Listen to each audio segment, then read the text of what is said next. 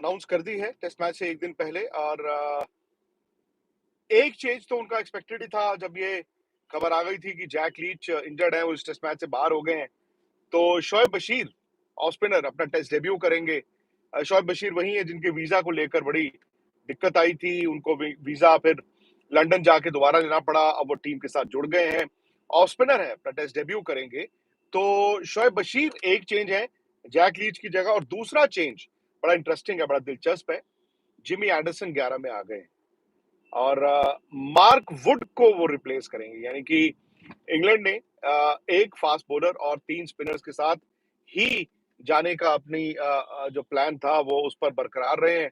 जो रूट उनके चौथे स्पिनर होते हैं, इनफैक्ट जो रूट ने बड़ी अच्छी गेंदबाजी भी की है। तो कहते हैं ना, टोकरी जो है बास्केट अपनी उन्होंने पूरी रखी।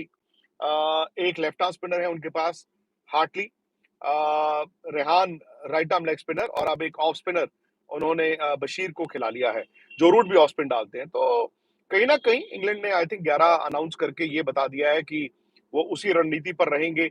दूसरी बात यह है कि जिमी एंडरसन को खिलाया है उन्होंने मार्क वुड की जगह। मार्क वुड को पेस के कारण शायद उन्होंने पहला टेस्ट मैच खिलाया था। अब वो रियलाइज कर रहे होंगे कि यहाँ पर उल्टा स्विंग यानी कि रिवर्स स्विंग भी मिलता है।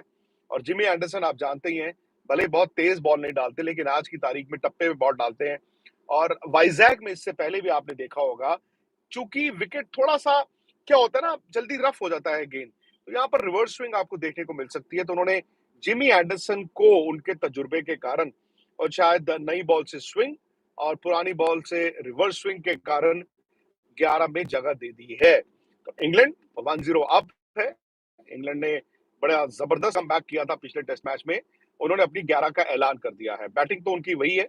और अब इंतजार है कि भारत की 11 कैसी होगी। आज थोड़ी देर पहले प्रेस कॉन्फ्रेंस में केएस भरत को भेजा गया था, लोकल बॉय हैं। हालांकि तौर पर टेस्ट मैच का जो प्रेस कॉन्फ्रेंस प्रीव्यू होती है उसमें कोई बड़ा खिलाड़ी आता है या कोच आता है। तो यहाँ पर कल उन्होंने बैटिंग कोच विक्रम राठौर को भेजा, आज केएस भरत को भेजा।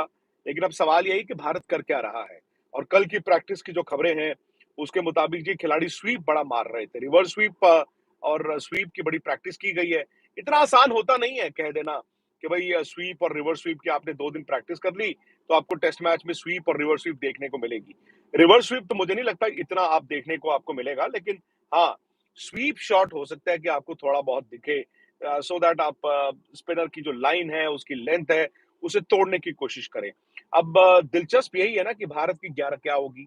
क्या रजत पाटीदार और सरफराज दोनों को 11 में मौका मिलेगा? कल प्रैक्टिस की जो खबरें थी उसके हिसाब से सरफराज ने बड़ी स्वीपें मारी हैं जी। रजत पाटीदार ने भी बड़ी स्वीपें मारी हैं। इनफैक्ट रजत पाटीदार का तो जो आया है कि उन्होंने अगर 10 गेंदें खेली हैं टोटल, तो 8 उसमें स्वीपों की ही प्रैक्टिस की है। सरफराज की बता रहे हैं कि जी स्वीप उन्होंने हर तरह का मारा। रिवर्स स्वीप की बहुत ज्यादा उन्होंने प्रैक्टिस नहीं की, लेकिन स्वीपें उन्होंने तरह तरह की मारी हैं और बड़ा खड़का के उन्होंने स्वीप शॉट का इस्तेमाल किया। बस द ओनली थिंग इज कि इंडिया पैनिक ना करे। इंडिया 5 टेस्ट मैच की सीरीज में 1 टेस्ट मैच हारा है। इसका मतलब ये नहीं कि इंग्लैंड सीरीज हार चुका है। और अब विशाखापट्टनम टेस्ट मैच है। यहाँ पे वही बात है कि किस तरह का पिच, किस तरह की विकेट। और अगेन खबरों के मुताबिक कल चूंकि विकेट को पानी दिया गया था और ये ब्लैक सॉइल है, तो आप ये बस एक्सपेक्ट करें कि ये रैंक टर्नर तो नहीं ही होगा। अगर टेस्ट मैच से 2 दिन पहले आपने विकेट को पानी दिया है और ब्लैक सॉइल है, तो वो रैंक टर्नर तो नहीं बनेगा, ड्राई विकेट तो नहीं ही बनेगी। अब सवाल यह है कि हैदराबाद में भी भारत ने उसी तरह की विकेट का इस्तेमाल किया था। तो कम से कम ये है कि भारत पैनिक में नहीं गया, पैनिक मोड में नहीं गया है। वो जानते हैं कि अगर आप ड्राई विकेट देते हैं, रैंक टर्नर देते हैं, तो इंग्लैंड के स्पिनर्स को आप ज्यादा फेवर कर रहे हैं। आपके स्पिनर्स तो बॉल डाल ही लेंगे, लेकिन फिर आप उनके स्पिनर्स को भी बहुत मदद मिल जाएगी। आप कुछ कहना चाहते हैं? नहीं नहीं, तो अब स्लोइश टर्नर होगा, बॉल टर्न होगा, लेकिन थोड़ा स्लो होगा। हो सकता है कि बाउंस जो आपके स्पिनर्स चाहते हैं आपको बहुत ज्यादा ना मिले। लेकिन अब मैं ये देखना चाहूंगा कि भारत की 11 क्या है। शायद थोड़ी देर में भारत की 11 के बारे में पता चले। मेरे से पूछे तो मैं फिर वही स्टिक करता हूं कि आप 3 स्पेशलिस्ट स्पिनर्स खिलाएं, कुलदीप, अश्विन और अक्षर पटेल। और बुमराह मेरे हिसाब से वाहिद फास्ट बॉलर हों, लेकिन हो सकता है कि भारत सिराज और बुमराह दोनों के साथ जाए। अब अगर आप एक फास्ट बॉलर को नहीं खिलाते और 4 स्पेशलिस्ट गेंदबाजों के साथ जाते हैं, तो आपको ना एक एक्स्ट्रा बैट्समैन खिलाने की गुंजाइश हो जाती है। यानी कि ऑलरेडी अब केएल राहुल नहीं थे, रवींद्र जडेजा नहीं थे, तो फिर आपको गुंजाइश जो थी वो ये है कि अपनी बैटिंग को थोड़ा दुरुस्त कर लिया जाए। अगर आपने वाशिंगटन सुंदर को भी कंसिडर कर रहे हैं, उससे बेहतर है कि आप एक स्पेशलिस्ट बैट्समैन को खिलाएं, वो रजत पाटीदार हों और सरफराज दोनों हों। भाई डोमेस्टिक क्रिकेट खेल रहे हैं, स्पिन खेल के आ रहे हैं, तो आपको जो दिक्कत थी वो उससे पार पा सकते हैं। तजुर्बा नहीं है इस बैटिंग ऑर्डर में, क्योंकि रोहित शर्मा के अलावा यशस्वी जायसवाल अगर ओपन कर रहे हैं, वो कितने टेस्ट मैच खेले हैं?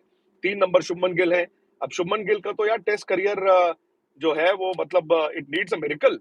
उनको एक एक ऐसी बड़ी पारी चाहिए जो उनके टेस्ट करियर को बचाए, और जो एक विश्वास था कि हम सोच रहे थे आने वाले वक्त में शुभमन गिल भारत के टेस्ट क्रिकेट में एक बड़े बल्लेबाज बनेंगे, उस पर भी तो मतलब कहीं ना कहीं हमें एक सर्टेनिटी चाहिए। तो शुभमन गिल भी दबाव में है, खास तौर से स्पिन के खिलाफ उनका जो डिफेंस है उसको लेकर सवाल है। और अब तो जिमी एंडरसन का आना, मतलब जिमी एंडरसन के पास वो एबिलिटी है, गुड लेंथ, और उससे थोड़ा आगे से बॉल अंदर बाहर दोनों करते हैं। तो ये, उसके अलावा श्रेयस अय्यर, यार श्रेयस अय्यर का भी आप देखो, उन्होंने नो डाउट 2-3 उनकी पारियां बढ़ी हैं, लेकिन जब जरूरत पड़ती है मुश्किल टीमों के खिलाफ, क्या वो अब फाइनली रन बनाएंगे?